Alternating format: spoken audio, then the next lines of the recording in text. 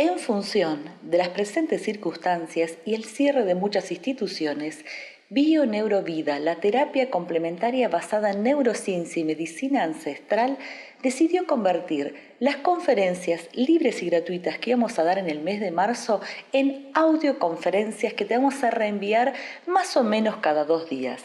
Así que si te gusta este temita que vamos a hablar hoy, seguinos porque cada 2 días vas a encontrar en tu WhatsApp, en el Instagram, en nuestro Facebook, distintos temas para que vayas conociéndonos y para que vayas aprendiendo.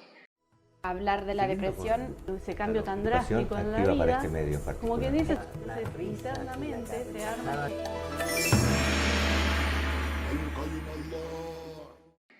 ¿Cuáles son los temas que vamos a ver?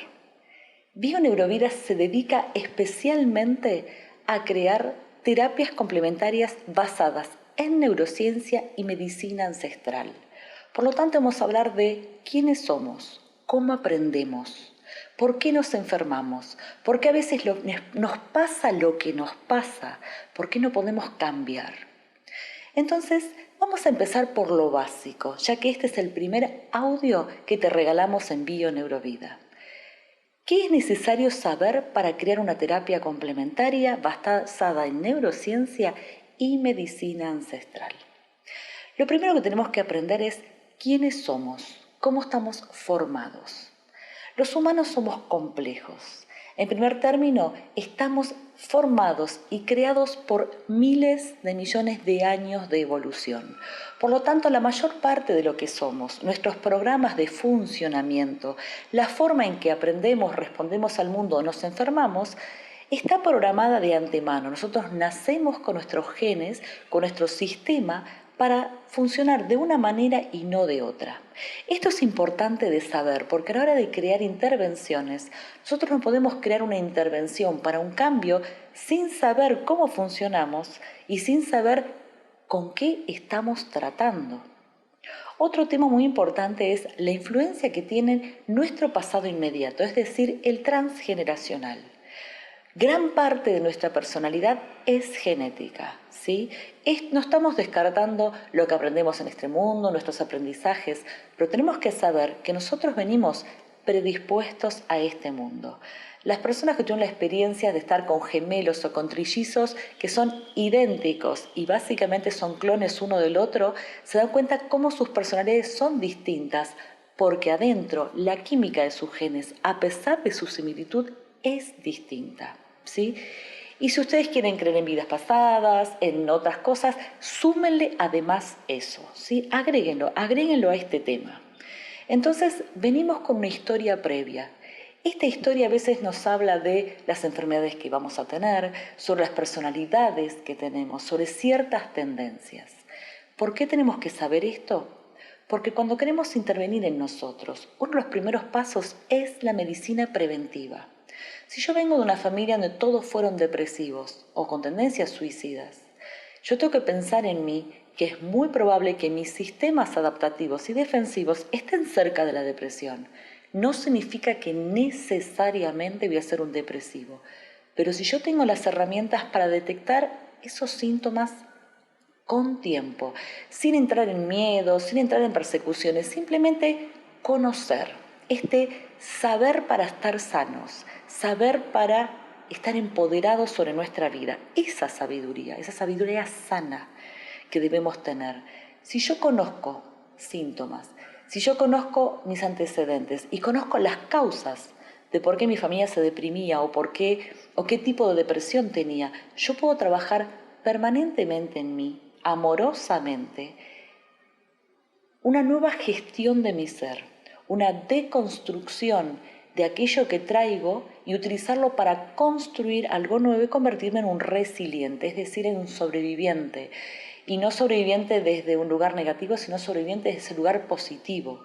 Convertirme en una persona que supera, trasciende y camina más allá de mi pasado. Otro tema muy importante que debemos conocer es la influencia y la importancia de los distintos aprendizajes que tenemos durante, sobre todo, los primeros años de vida. Nosotros aprendemos siempre, nunca dejamos de aprender, pero los primeros años el momento de la gestación, los primeros días, son importantísimos, sobre todo porque esos primeros aprendizajes no son conscientes, son subconscientes. El bebé no escucha, tiene los oídos inmaduros, recién al séptimo mes los oídos están preparados a escuchar, y de hecho si escuchan ruidos, música, quizás vibraciones, pero no palabras porque no las entienden. Los bebés no nacen sabiendo inglés o italiano o español, van aprendiendo el idioma. Entonces, ¿qué es lo que recibimos? Recibimos neurotransmisores, hormonas y aquello que le está pasando a mi madre. Y cuando nacemos, nuestras neuronas espejo, que son las neuronas que pueden copiar y clonar la realidad, hacen que aprendamos muy rápido la realidad, aunque no entendamos el idioma, las palabras ni lo que está pasando alrededor nuestro. Esos primeros años son de experiencia tangible, directa. Y cuando tenemos un mal aprendizaje a esa edad, la intervención requiere procesos especiales, porque lo que se aprende sin palabras no se puede sanar con palabras, no se puede sanar con una simple yo quiero que, ¿sí? A mí me parece que. Debemos trabajar en la profundidad de el subconsciente y el inconsciente, debemos saber entrar en ese lugar, ¿sí? Obviamente hoy la psicología demostró quedarse muy lejos de este abordaje subconsciente e inconsciente, a pesar de que Freud, el gran maestro de la psicología, empezó hablando de este tema. Hay que ir allá adentro, hay que ir al verdadero pensador que está dentro de nuestra mente. Y aquí incorporamos un poco la idea de mente desde la medicina ancestral. La medicina ancestral cuando hablaba de mente no hablaba del razonamiento, hablaba de algo mucho más profundo, de ese que piensa, del observador, del pensador, pero también hablaba de una mente social, lo que nos pasa cuando estamos con otro, en grupo, con nuestras familias, y hablaba de una mente universal, lo que nos pasa por ser parte de esta humanidad y de este planeta. Y este es otro de los temas grandes a analizar y que tenemos que tener en cuenta. Nosotros funcionamos permanentemente autoobservándonos y observando el mundo y adaptándonos a él. Esto es trascendental en el diseño de abordajes, porque cuando hablamos de síntomas psicosomáticos, de problemas cardiovasculares, problemas metabólicos, siempre vamos a caer en mi relación con el mundo, el lugar que ocupo en el mundo, quién soy yo en esta realidad. Por supuesto, siempre hay un trabajo del yo, del individuo, de la persona, pero es en función del mundo. La definición que tenemos del mundo, lo que creemos de la realidad y lo que creemos de nosotros mismos es absolutamente trascendental a la hora de decodificar y encontrar qué nos pasa.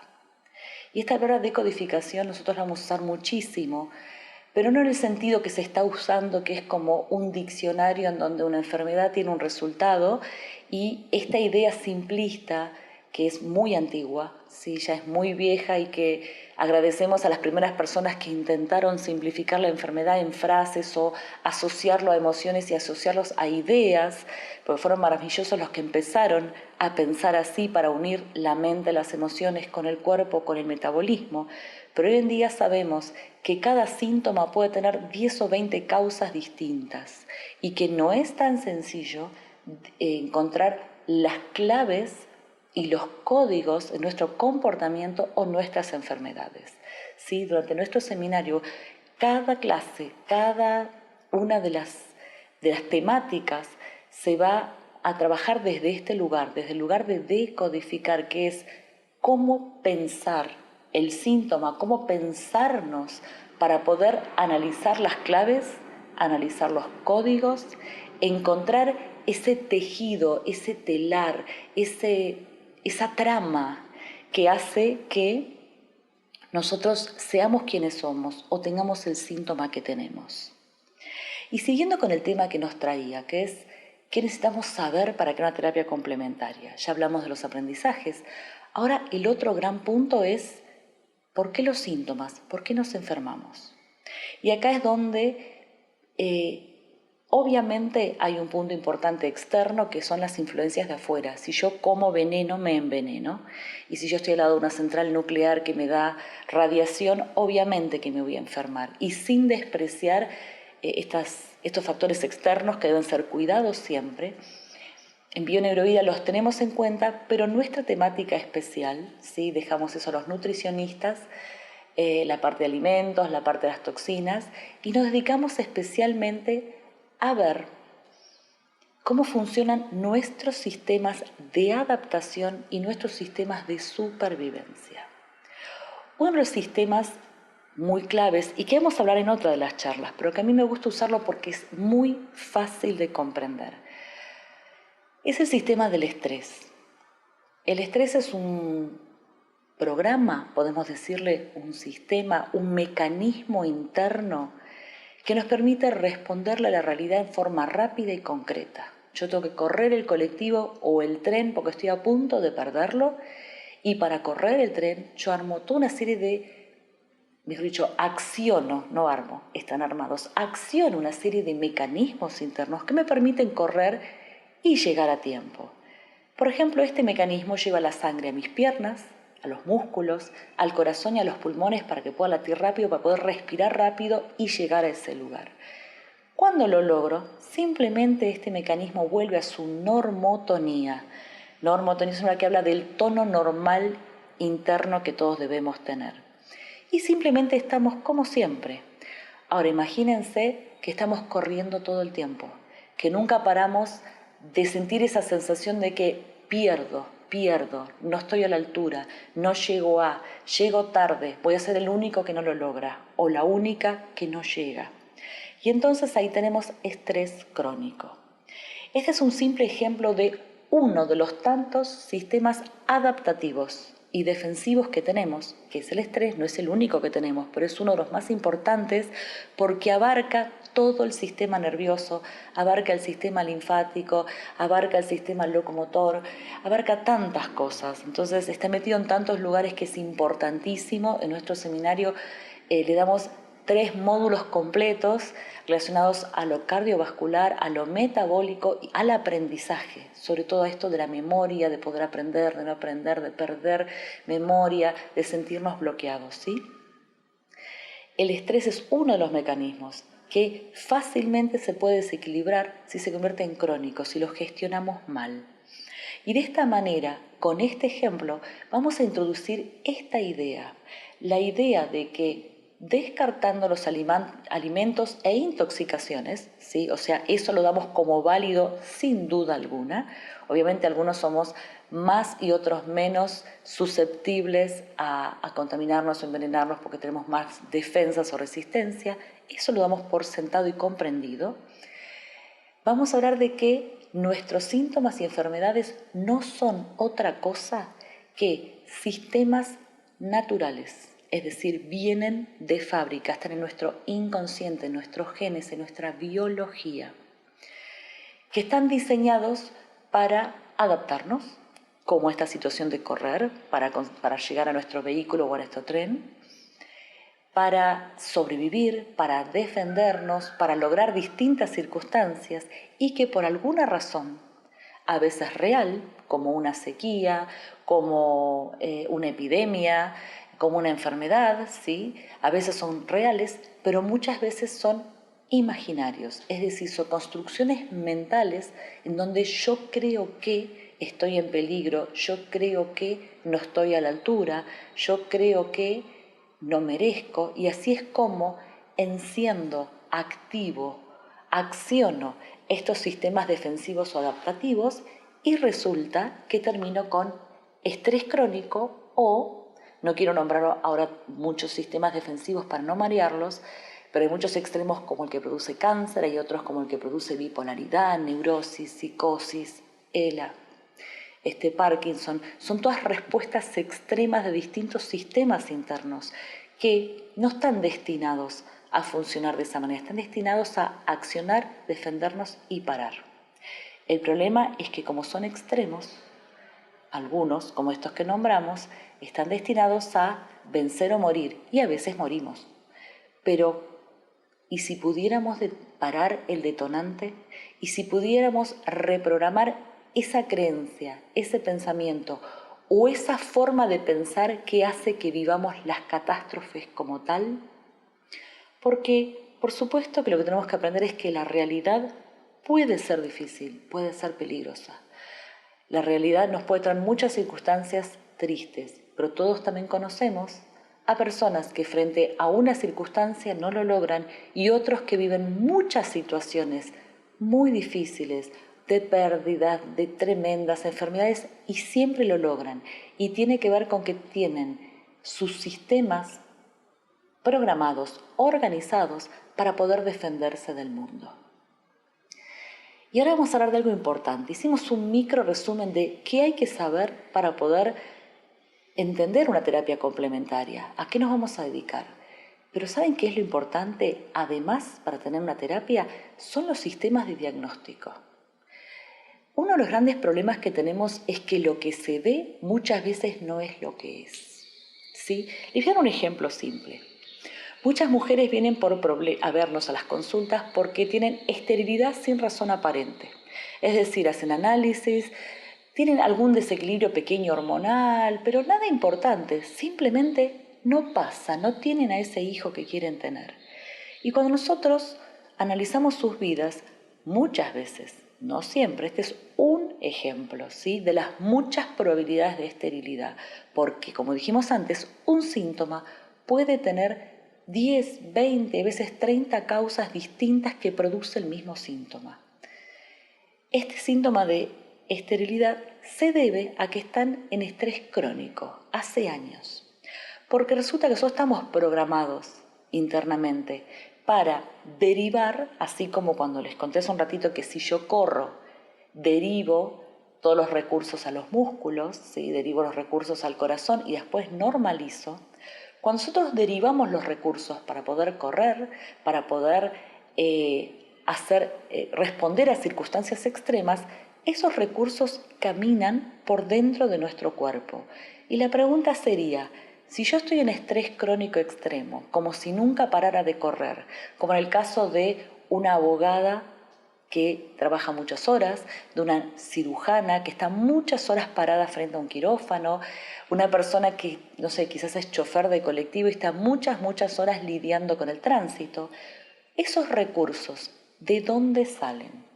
Normalmente salen del útero, del sistema digestivo en primer término y después pueden ir saliendo de otros órganos. O sea, lo que encontramos en estas mujeres con esterilidad es que tienen estrés crónico de ataque, es decir, están gastando tantos recursos para responder a ese mundo que requiere su exigencia, que requiere que hagan, que simplemente el útero fue relegado y no tiene los recursos para quedar embarazada o tener un hijo. Fíjense que el síntoma que se ve, que es no tener hijos, no tiene nada que ver con la sexualidad, no tiene que ver con rechazo a ser madre, tiene que ver con exigencias.